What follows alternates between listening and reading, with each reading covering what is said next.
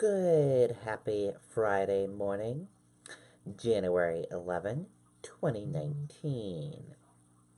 I'm Riley King, and welcome to the Riley King Newscast, right here on the Riley King Network. Let's begin. First up, New Hampshire businesses offer programs for workers affected by government shutdown.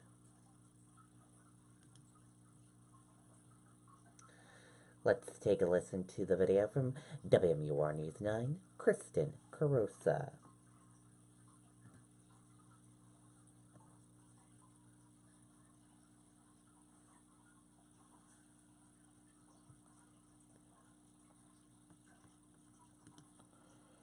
Hundreds of federal employees in New Hampshire are on the job without knowing when their next paycheck will come. We are very proud of the communities we serve. We know we have a large population of members that are affected by the government shutdown, especially here in the Portsmouth Naval Shipyard and up in the Berlin area where we have that federal prison. So they're offering special programs to help their members get by until the government reopens. One of them is deferments on any consumer loans that they have. They can defer that payment for 90 days. We also have those members that have payroll direct deposit with us. We will pay them their payroll because the government is not paying them their payroll coming up. Customers can also apply for a low interest rate on personal loans. We have had many members come in and talk and start exploring what are the best options for them and their families. And some of them have already taken advantage of that, and then others are just waiting to see what's going to happen on Friday. But financial institutions aren't the only ones helping out. Certain AT&T and DirecTV customers are being offered flexible payment schedules, and late fees are being waived.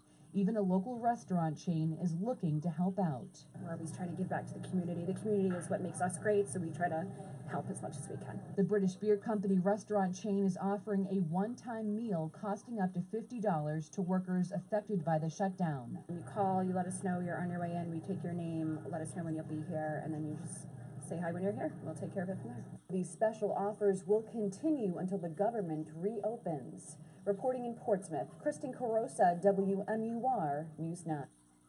Okay, and there you go on that video and that report.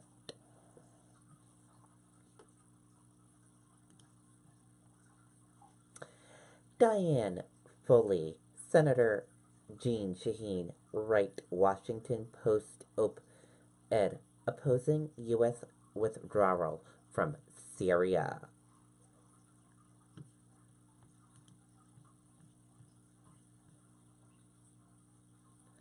Let's take a listen to the video from WMUR News 9, Monica Hernandez.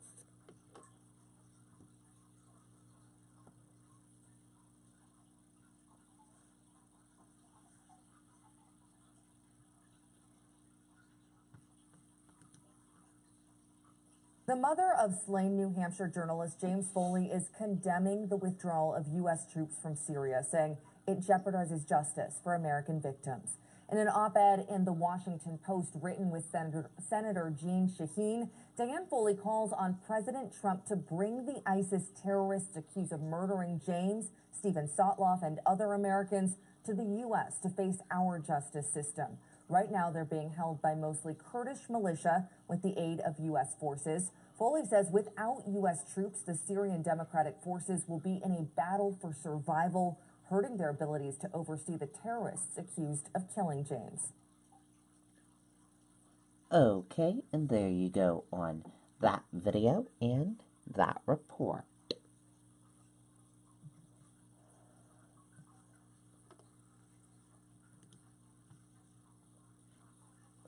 Asylum claims grind to halt aimed government shutdown.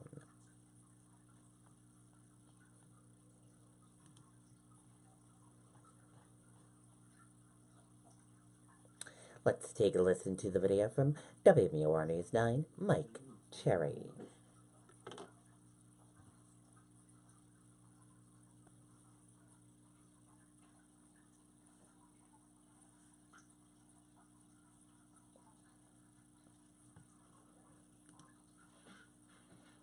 This is the worst backlog that I've seen. Kathy Chesley has spent 3 decades working on immigration litigation.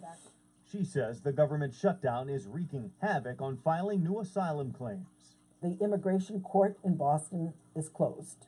It's only the clerk's office now that's open. While the clerk's office is accepting new cases, no court dates are being set, creating a huge backlog that's being felt in every corner of New Hampshire. Some people have been waiting 4, 5, 6 years. Our concern now, for example, I have 2 cases coming up in March. Clients are asking me, when will our cases ever be heard? And they've been waiting a long time. And the answer is, I have no idea. Chesley has filed cases for dozens of clients in the Granite State. She says every day that passes poses a risk to people who are trying to go through the proper legal channels. Chesley says her clients are working and contributing to Social Security, but they can't receive any social services until their cases are complete. If someone's who's been working has to then go and get food stamps, they're not qualified. If they have to go and get food from the food pantry, it puts heavier burdens on them. And that uncertainty, Chesley says, takes a toll on everyone in the community. The other impact is on the children and the family members. And often if you have a mixed status family and you have one person's case in limbo, it's an emotional cost. Okay, and there you go on that video and that report.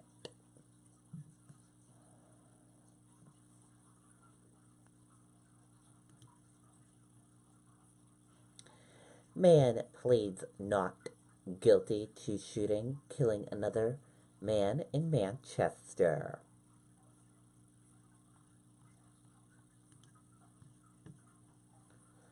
Let's take a listen to the video from WMUR News 9.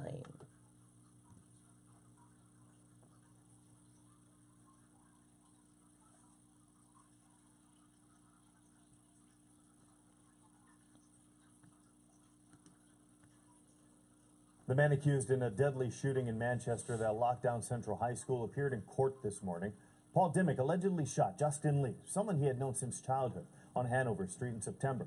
Today, Dimmick was arraigned on charges of first and second-degree murder, falsifying physical evidence, and being an armed career criminal. Dimmick entered not guilty pleas to all charges and is currently being held without bail. However, the judge is considering bail on the second-degree murder charge, and if she does end up setting bail, a hearing will be held later this month. Okay, and there you go on that video and that report.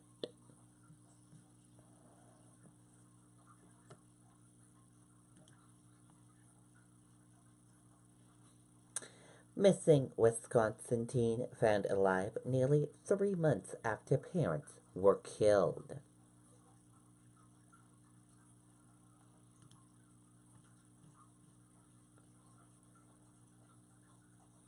Let's take a listen to the video.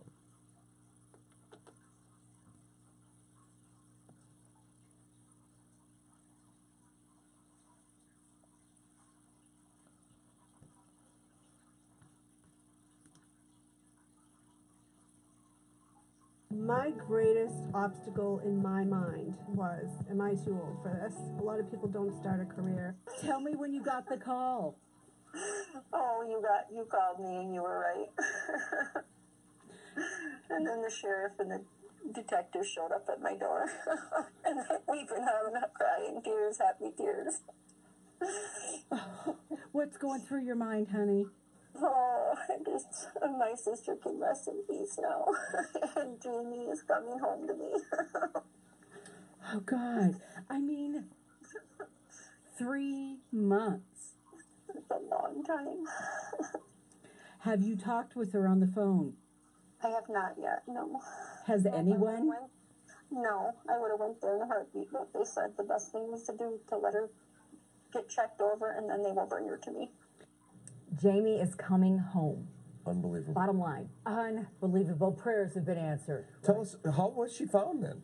Okay, this is really interesting. So, I've been working on this story for the past 3 months or so. So, one of my contacts gave me a heads up that there might be something taking place in Douglas County.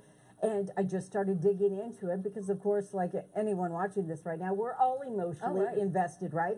So I started digging into it, and here's what I've been able to confirm from sources, that a woman who was out walking her dog near Superior, kind of in a wildlife area, very remote area, said that a teenage girl came running up to her screaming that she needed help, and she named a person, a man that we're not going to identify just yet, and said that this man killed her parents. Well, that woman then notified authorities. So, you know, Superior Police, Douglas County authorities quickly got involved. They came out there to the scene to talk with Jamie, confirm it was Jamie, of course. And we do know that at this point she is at a hospital in Duluth being checked out. There weren't, I'm told, any signs of any obvious injuries to her, but of course we don't know exactly what, you know, this gal has been through over the course of the last few months. So she's at the hospital, and the sheriff also notified relatives that he hopes to have Jamie back to them by midnight tonight. And you know that aunt and the grandfather are so relieved. Oh my God. Tonight, possibly, they'll see her. Right. And the aunt told me during the rest of the interview there, she said, you know, Jamie's coming home to us, to her dog Molly. They've been hanging on to Molly ever since. The aunt Jennifer Smith, of course, earlier this week showed us the Christmas presents that she had waiting for Jamie, the stocking that she had waiting for Jamie. And of course, you know, there are going to be a lot of hugs in that household when Jamie comes back there. Okay, and there you go on that video and that report. What great news there.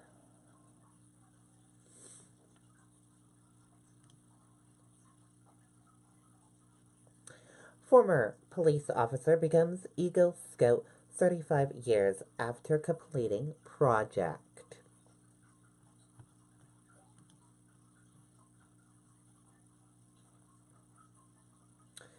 Let's take a listen to the video from WMUR News 9, Gene Mackin.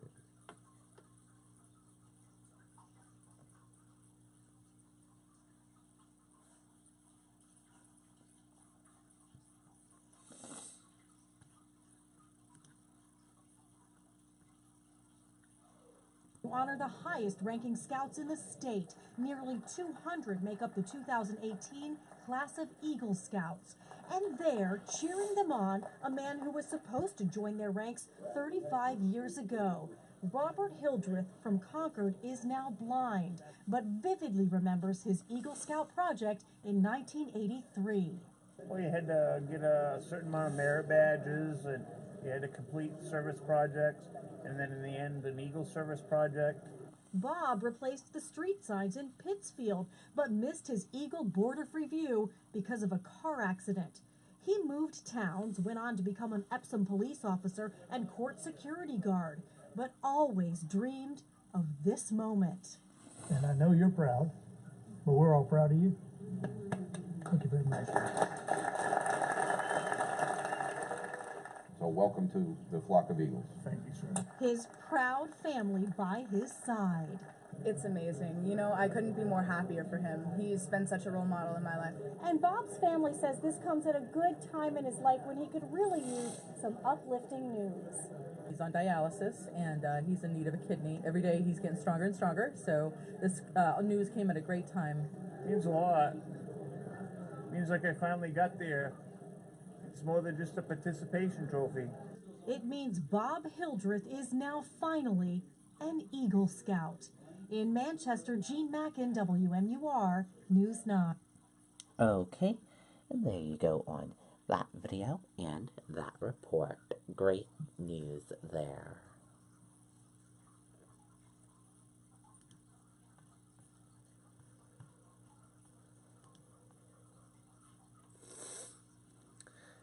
Chinese growth is more of a concern than the American economic right now, private bank says.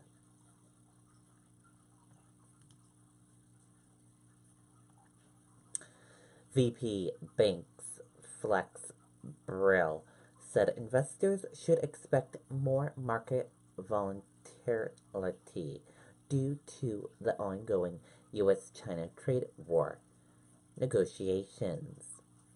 In fact, he said the Chinese economy is a bigger cause for concern at the moment than the U.S. economy. Still, he ultimately expressed optimism that Chinese leaders will keep their economy together.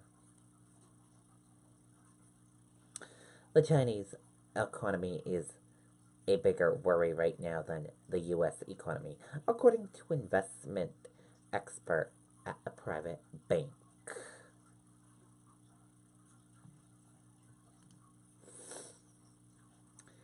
Federal government workers rally across the country calling for shutdown to end.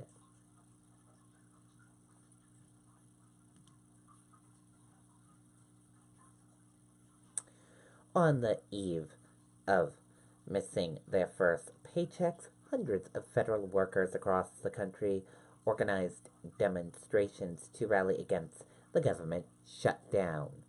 In Washington, Democratic lawmakers joined union leaders and their federal government members calling for an end to a shutdown that will soon become the longest in history.